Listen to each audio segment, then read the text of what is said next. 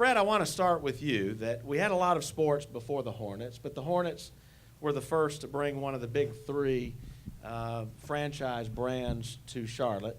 And while you weren't a part of that initial effort, talk to us about what role the Hornets play in Charlotte, and especially what do we have to look forward to in 2019? We will be celebrating the 30th anniversary of the Hornets organization and franchise, and one of the things that we were really trying to do when we reclaimed the name from New Orleans was to be able to get the history back and be able to bring back the former players, have them be a part of what we're doing, be engaged, be able to reconnect with the Bobby Fields of the world who was tragically killed, bring his jersey back and hang it in our arena. But what we've tried to do is just build on that legacy that was created by the original Hornets organization that did so many good things in the community, that happened to be very successful on the court after a while of being an expansion team and building their franchise, and then try to be heavily engaged and try to give back in our community. One of the things that our owner, Michael Jordan, committed to the day he bought our team was that we as an organization would be heavily engaged in giving back, to identify great causes that we could get behind, not only financially, but also use our other assets to further those causes. And that's something we take a lot of pride in. And it's not just about Hornets basketball. It's really about the Spectrum Center. I was getting ready to say Time Warner Cable Arena, but the Spectrum Center really being the premier destination of sports and entertainment. And we take that duty and obligation very seriously. The city owns our building, and we run and manage that building, and we feel like we have an obligation to try and outbook my hometown of Greensboro and outbook Raleigh, who has a great arena, make sure that we get an opportunity to get every major concert and family show that hits the road, make sure we make a run at every NCAA tournament that is out for bid, to try and make a run at every ACC basketball tournament that's out for bid. And we look at it as a partnership with Tom Murray and the CRVA, with Will Webb and the Sports Foundation, with the City of Charlotte, with Mecklenburg County. I can't travel anywhere in the world that I don't find people that know Charlotte because of the connection to Michael Jordan. I remember one time you and I were together, I asked you, what does he like to work for as an owner? Is he involved? You pulled out your cell phone and you had 5 text messages from him in the last. Tell us something about the arguably the greatest athlete of all time and what it's like to work for him. Well, you know, it's great working for him, and we've been together a long time. I've been one of his sports lawyers for the past 25+ years, and have been very fortunate to have worked in almost every facet of his business, his Nike business, his Jordan Brand business. I was with him in Washington at the Wizards on the basketball side as Director of Player Personnel, in-house legal counsel, and also happened to be one of the lawyers in the firm that represented him very young in my career. But he expects excellence, and he expects all of us to come and give the same type effort that he gave on the court and that he gives as an owner day in and day out. And we all have to make that commitment and try to be great teammates and try to emulate a culture that we both learned from at Nike through Phil Knight, and really trying to create an environment where all of our teammates enjoy being there and will really literally run through a wall to make our organization successful. But thinking about him as a person and an icon, I was very fortunate when working for Jordan Brand to go with him the first time that he went to China. And of course, he didn't want to make the trip to China, but Jordan Brand's business was growing by leaps and bounds there, so we convinced him it was the right thing to do. And when we got there, it was unbelievable because they treated him like he was a head of state. We never saw one vehicle from the airport to our hotel. Our every entryway was blocked off by police. When we got to our hotel, there were several thousand people waiting there. The Chinese government canceled our biggest event because rather than 5,000 people being there for our court dedication, there were 20,000 people there, and they felt like, you know, there was a risk, and, you know, they told us, okay, we'll let you out of your hotel tomorrow to go up to the Great Wall of China. No one's gonna know. You guys can stroll up and come back, and we get there are 3,000 or 4,000 people there. That I don't know how they found out, but they did. So it really opened my eyes to really what a global icon he has been, and he absolutely loves Charlotte. His dream was to own an NBA team. He made a run at buying the Milwaukee Bucks. I'm glad he didn't. I love being back home and living in Charlotte rather than in Milwaukee. But he's, to Kendall's point, all in on Charlotte and has been encouraging to us to get out and do everything we can with our organization to really put Charlotte on a pedestal and do all we can to make this a better place to live, work, and play. Dan Rakowski, I look at you and I think of a 10-year or so battle to relocate the Knights. I'm thinking of the words patience, persistence, tenacity. This place looks like an overnight success. You're now rated the #1 minor league sports baseball facility in the country. Attendance is record-setting.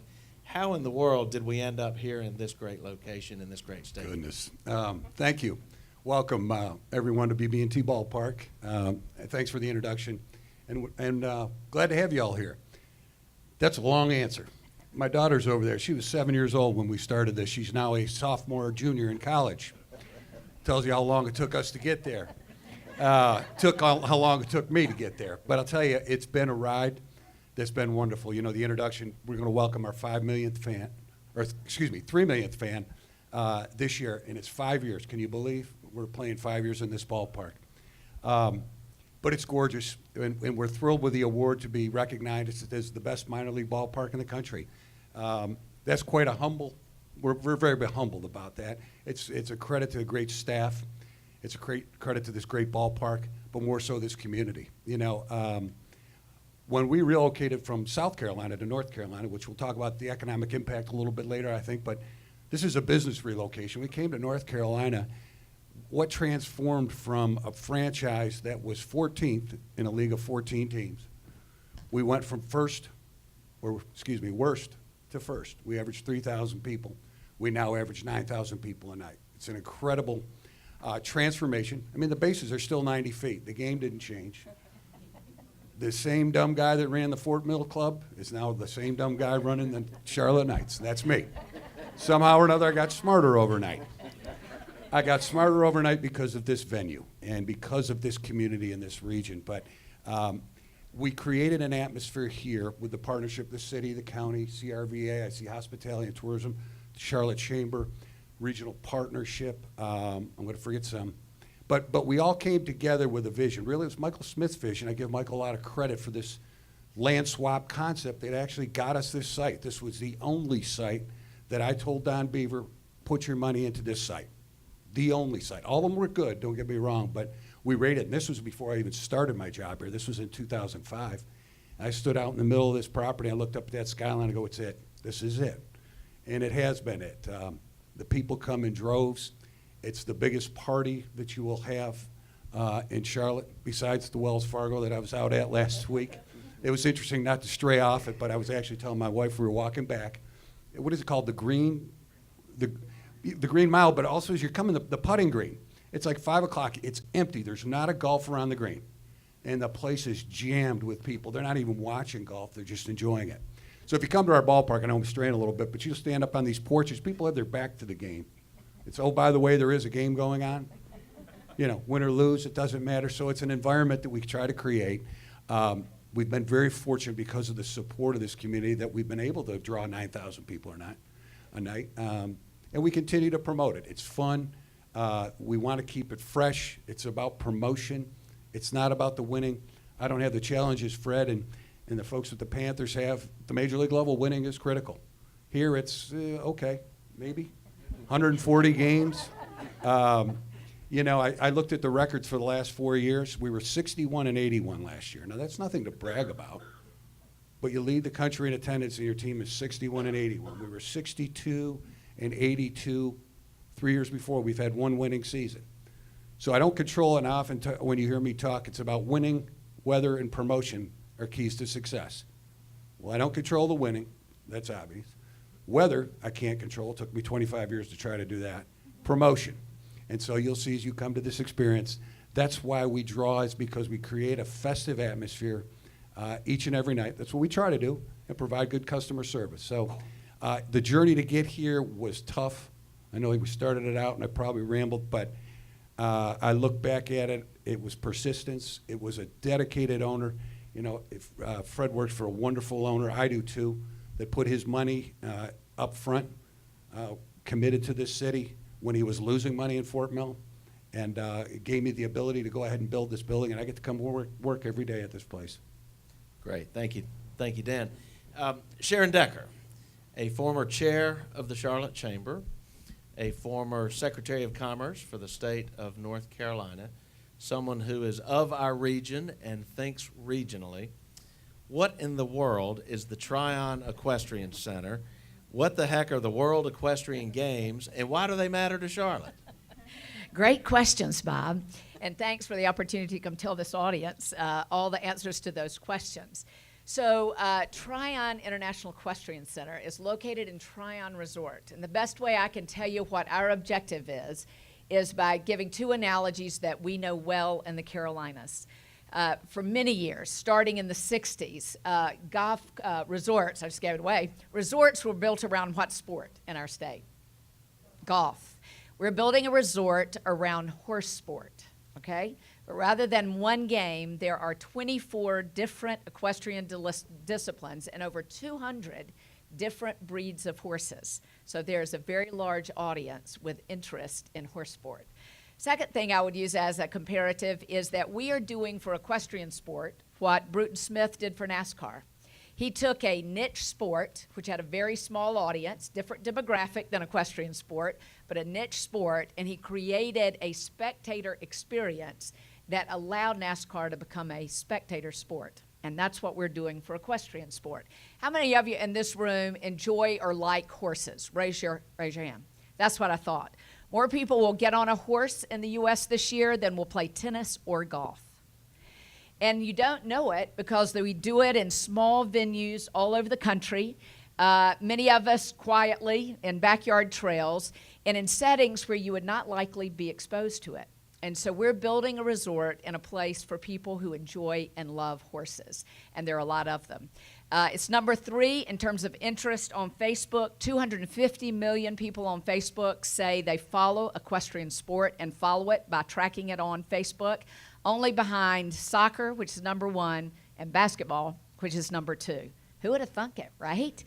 But horses are a big business. And so we're creating the world's largest and most significant equestrian lifestyle destination just 70 miles west of Charlotte. I told Dan when we started talking today that I feel his pain on occasion because I remember when the Knights were in Fort Mill, we couldn't get anybody in uptown Charlotte to even acknowledge there was a Fort Mill, much less to know that there was great sport there. And so imagine what it's like trying to get all of you interested in coming 70 miles west to see horse sport, but it's worth the ride.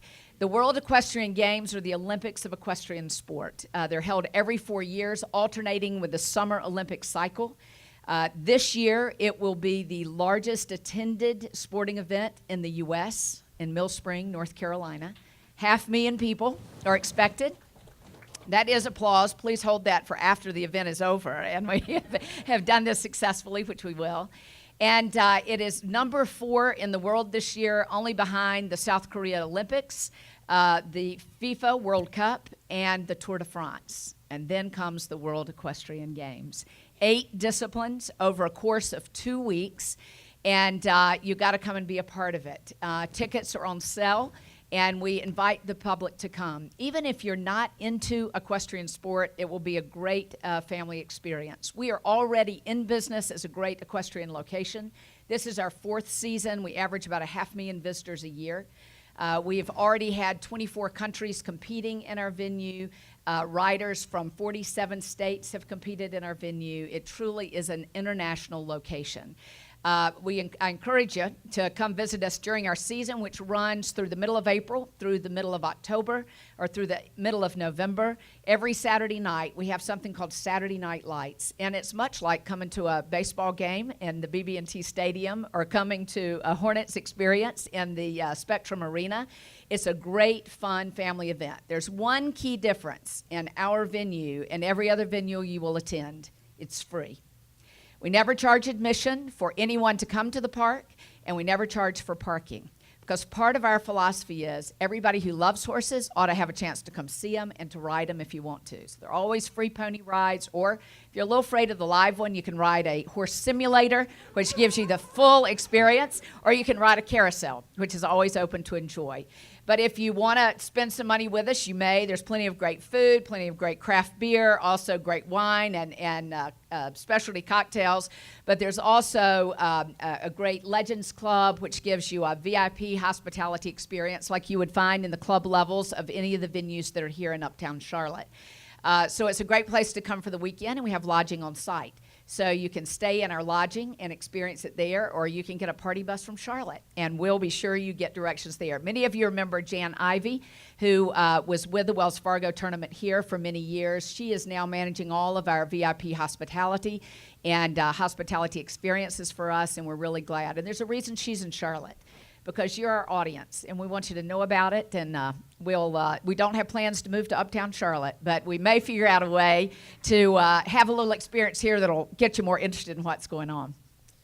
Great. I want to ask each of you a quick business question, and then we'll open it up to questions from the audience.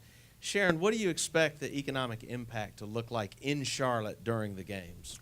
Well, it's interesting to think about it in Charlotte. We've already initiated a study that will be done that will look at it regionally. I tell folks, Bob, that we're in the middle of nowhere in the center of everything, because we're about equidistance from Charlotte, Asheville, and Greenville, 3 fast-growing metros.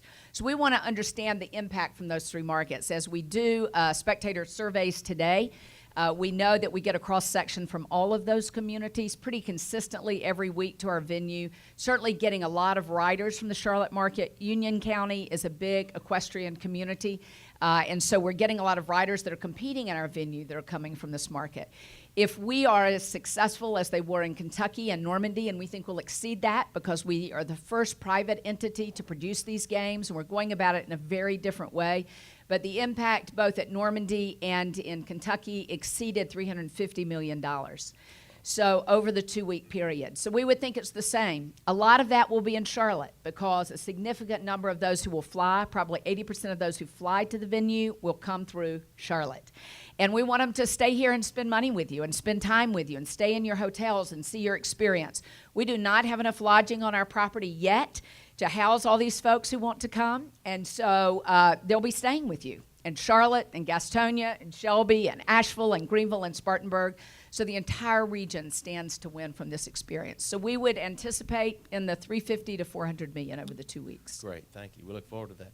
Dan, you referenced the land swap that helped make this facility happen. Some of that land is down Stonewall Street, and we're seeing about $2 billion or so worth of development that are an indirect result. The deal contemplated the development of some of the land here on the stadium proper.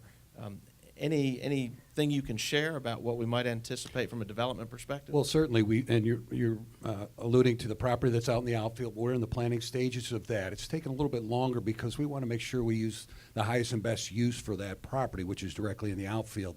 But it's going to be office space, and it's going to be additional space for the Knights. As we've continued to grow our business, we found some needs, concession areas and the like, that we need to expand out there. So stay tuned as that happens. But also, I think, as we look at the development, when we were talking about this location, I looked at, I think the Business Journal ran an article. There were 13 separate developments right around this property. As you see, high rises going up and apartments are going up. I'm told almost $500 million worth of economic development, and Bob, you could certainly allude to that or attest to that, around this ballpark. So what it's done is created 600,000 people coming to the center city, or more, when we're having college baseball games and all-star games and events that are here 180 days a year inside this building. We're creating an energy down here on this side of the city, as we've all put all of our sports franchise, or most of the sports franchises in the center city. It helps the development and spurs development in this area and around the city. And we're thrilled that we're able to do that, and it's a natural for our business. There's nothing more gratifying to see the sun shining and watch the people come out of the towers and come down and buy some tickets. And then they buy some food. So it's really a nice thing. But it's been great for our business. No better location than where we are. Great, thank you. Fred, you mentioned the Charlotte Hornets are about more than basketball as the managers of the Spectrum Arena. The music concert business, are we back? We are back. we anticipate having our best year ever at the Spectrum Center with concerts and family shows. And you know, we were really disheartened when the entertainment industry, along with the sports industry, decided to really boycott our entire state. And in that, you know, our goal is to do 150 or so events a year in our building. Only 41 of those are our basketball games. You know, we really had to get to work to provide the opportunity for the entertainment business to re-embrace our community. We've been very fortunate that the city has not only built our arena, but reinvested in our building to keep it state-of-the-art. We certainly use that when we compete against Greensboro and Raleigh, who both have surface parking, and those arenas are city-owned and city-operated, and oftentimes, as they try to attract acts to their buildings, they're certainly willing to throw in at least part of the parking revenue to the promoters who are really looking at the bottom line. And so we've had to be as creative as we could be. We signed a deal with Live Nation, which puts most of the major acts on the road and as their tour managers. But during the HB2 period, even as Pete Gwelly and I flew out to LA to meet with their most senior people, they told us the artists don't want to have anything to do with North Carolina, and we're not coming back until something's done. And so, you know, we're thrilled now that at least, you know, we're past that. We're very fortunate that HB2 was repealed, and very fortunate that Governor Cooper led our efforts, along with Phil Berger, who's our president pro tem, Tim Moore. On the Republican side, on the Democratic side, we had Dan Blue, who's a House on the Senate minority leader, and Darren Jackson, who's a House minority leader, to really work hard to find a bipartisan compromise bill that could get the requisite votes to pass in both the House and the Senate so we could put our state back to work. And as you know, Bob, I was very fortunate, and probably because our NBA All-Star Game was the first major event that was pulled from our state, I was very fortunate that Governor Cooper asked me to join Andrea Smith and Charles Bowman from Bank of America and Ned Curran from Northwood, and also two CEOs from the Raleigh area, to come in and really sit with them and help them negotiate this bipartisan, very complex repeal bill that passed. But since that happened, I'd say it was like turning the water faucet back on. You know, Will did a great job in negotiating a 10-year renewal of the football championship. We got our NCAA regional back this past March that we had lost. We've got the ACC men's basketball tournament coming back this coming March, and the All-Star game, which was supposed to be in 17, is coming back in 19. But when we look at our overall business, not just sports, but also entertainment, you know, we couldn't be in a better position, and I'm just encouraged about the future because the acts absolutely love coming to Charlotte. They love our building, but they love our city just as much, and so do their patrons love coming in from the outlying cities and areas. And if the act's big enough, if they want to see Billy Joel, if they want to see, you name it, they'll drive from Greensboro if that's the only place they're playing in the Carolinas. And our goal is every act that plays one concert in the Carolinas, we want it to be here. If they're playing two, we want one of them. And Greensboro and Raleigh can fight for the other one. But that's really been our philosophy. And again, I can't tell you, you know, how great it is to work with Tom Murray and his team, with Will Webb and his team, Michael Smith, you know, the chamber. We look at it as a complete community effort every time we go out and try to do anything at the Spectrum Center or at the Hornets. We just want to be a great partner and work with these other great partners to lift our city. Great, thank you. And we have time for some questions from the audience, so please raise your hand if Bob, we need can to I get just mention one thing? Please. I am extremely excited. We hired a new general manager, Mitch Kupchak, who we brought in a month or so ago, and we'll be introducing a very, very dynamic young coach. I just read yesterday he'll be the youngest coach in the NBA, but he comes from a great organization in San Antonio that's won a lot of championships. So we're excited to look to the future with our new general manager and our new head coach. Mitch Kupchak, Tar Heel 1976, and U.S. Olympic team, among other Bob, accolades. can I mention one thing? I'm so struck as I sit here with these fine men, just the power of sports for community redevelopment. And that's what we're doing in Polk County. The county that we are in was at 9.5% unemployment in the downturn. The county next to us, half mile away, was at 17.5% unemployment. And so it's beginning to be an economic engine that's restoring that economy and growing it back to the years when it was all textiles, which have been gone for the last 30 years. And I think about, coming back into downtown now or uptown is always so exciting for me because I remember what it was like before you guys were here. And the power of sport in our region to redevelop what the Panthers have done here from the very beginning to re-energize the uptown area. We have a lot to be thankful for and a lot of reasons to keep supporting sport as a part of this regional economy. And to pick up on Kendall's plug for the Atlanta Inner-City Visit coming up, the Mercedes-Benz Stadium is not just a football venue, but also has become a catalyst for redevelopment of the urban core in Atlanta. And we're going to learn from that as well. Thank you. Questions from the audience? If we need to get you a microphone, we will. Yes, sir. For the Charlotte Knights, is there any talks of expansion since you guys are bringing in so many people, any talk of expansion as far as or availability of expansion of the stadium, or? Well, currently, as it's designed, it's for AAA, of course, and that's been asked a few times, a few hundred, I think. Actually, the site is too small technically for Major League Baseball. We can expand, but right now, the way we look at this, we average 9,000 a night and a capacity of 10,300.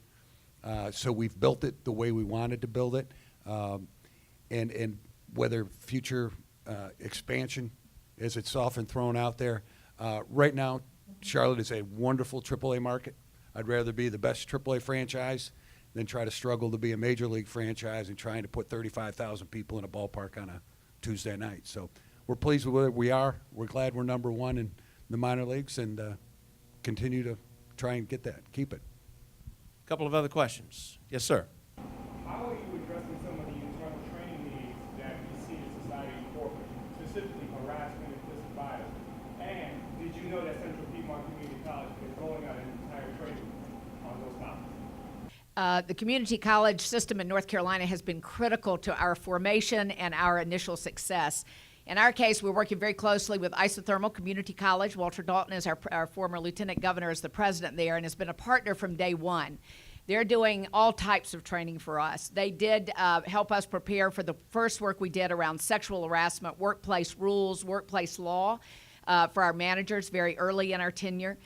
We also have used them for our hospitality training, for customer service training, and we are now using them as a great resource as we need to grow more folks in the community who are trained farriers and who are grooms. Elite Groom is the program that was developed in the community college. It's a one-year program, but folks can find great opportunity in the equestrian industry that way. So we see them as partners from day one, and I know how much Central Piedmont means to this community and to probably all of the sports teams in the area, because a lot of our employees were trained in our community college system, for all of us. We have one final question. And I would like advice, how do I get more people involved in what we're doing? Well, you're doing it. You're starting today. This is an example of when I came here 12 years ago, I didn't know a soul. I think Mohammed Genetian was one of the first people that got me out in the community, and I think it's being engaged in organizations like the Chamber, like the Hospitality and Tourism Alliance, the Regional Partnership, all these wonderful organizations, and getting to know people. It's a very tight-knit community. Charlotte's a wonderful place to live, best place I've ever lived.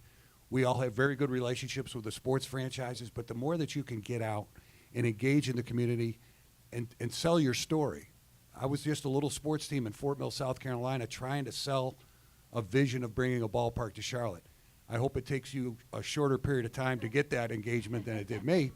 But the point is that this is a very engaging community. It's for people from all over the country that come here. And Bob listed the number of sports that are in this community. I didn't even realize that many. It's a great community. You're a great addition to it, and I think you're getting the message out now and continue to embrace these types of organizations because that's where the relationships are built. Go on the inner city visit. That was one of the first things I did. One of the best things I ever did was when I got in this community. Great. We're going to have to wrap it up. Let's give our panelists a big thanks.